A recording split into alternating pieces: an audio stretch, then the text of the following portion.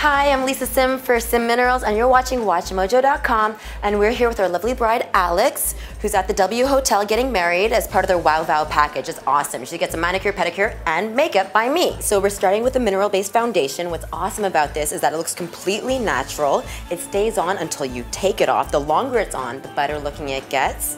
It still reflects your natural skin, so you don't look overly made up. Because you have such a beautiful skin, it's just enough to like even things out and give a beautiful glow. You have this little red mark up here. What's that?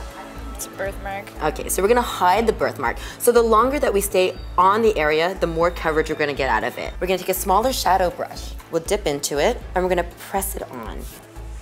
And there you go. I'll take the same product, same application, just working the under eye. Inner corner, and we're gonna do a little teardrop effect. So basically I'm going down and I'm going back up the top of the cheekbone.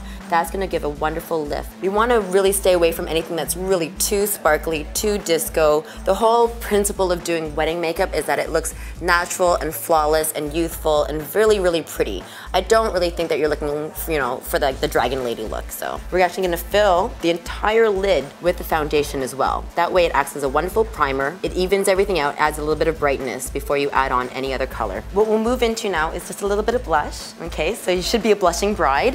One of my favorite colors, yet again, is called the terracotta. On a blush brush, little smile, because you're happy, because you're gonna be a missus now. And just hit the apples of the cheeks. So now we're gonna talk about eyes. So we're gonna start with a base shade, Candlelight. It's just like a off-white. Using that all over the lid, accenting underneath the arch of the brow, gives extra lift, makes everything look like higher and brighter. What's nice is that it's a matte, okay? It's nothing that's too shiny. Afterwards, we're gonna go into just a really simple taupe. I know it sounds really boring, but it's actually really, really pretty. So working it into the outer corners and then halfway. We don't need to do like big smoky eyes for weddings. Natural pretty is like the theme here. You can kind of feel that I'm not really sweeping the brush across. I'm doing little circles. That way I'm applying and blending it at the same time. We're gonna use the same taupe shade with a small angle brush, and we're gonna use that to accentuate the brows. So even though you have like a medium brown hair color, always take a shade lighter than your actual hair color. That way you don't end up with heavy brows. This is the small angle brush. It's a sable hair. It's excellent for both brows and lining. Start on the inside corner. Fill in the areas where you see the skin. I'm doing very short, overlapping strokes. Now generally what happens is we have more hair on the inner corner of the eye and less as we get to the arch and the tail. So that's when we can go into a little bit of a darker brown just to work on the tail of the brow. What we're gonna do is reinforce the lash line. We're gonna make it look a little bit stronger. We can maybe actually do a little bit more of like Audrey Hepburn, because everybody really likes to look like an Audrey Hepburn, I think. So we'll do a little bit of black liner, but the way we're gonna do it is powder mixed with pencil.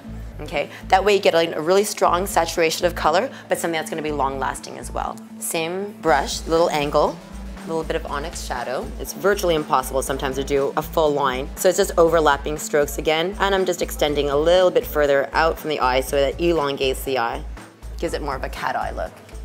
Now what we do is we go back over it with a black pencil, and then we're gonna seal it in using the same black shadow afterwards. And now to seal it in, and also to fill some of the little gaps that happen, when you go back to the other brush, it kind of like smudges everything back together and seals it in. So there's no doubling, it doesn't run as much.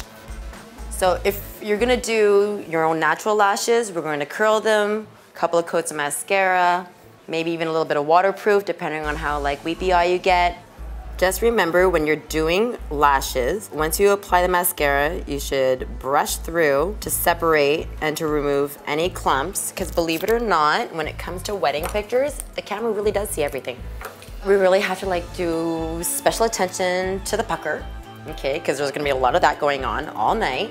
So what I recommend is just going back with the brush that you applied your foundation. We're gonna neutralize the color in the lip. That way the lip color that we put on afterwards is gonna be totally true to like what you see in the tube.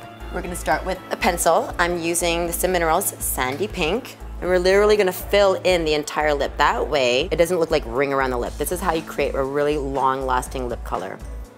Now we're ready to put the lip color on top. I'm going with something that's a little bit more of a lip polish, meaning that it has the full color of a lipstick, but it has the glossiness of a lip gloss. We'll take a different gloss that has a little bit more of a sparkle to it, minimal amount, and you'll apply this just to the center of the lip, and it will create the impression of volume. All right, so this is our beautiful Alex, our W bride, ready to get married. I'm Lisa Sim for Sim Minerals for W Hotel, and you've been watching WatchMojo.com.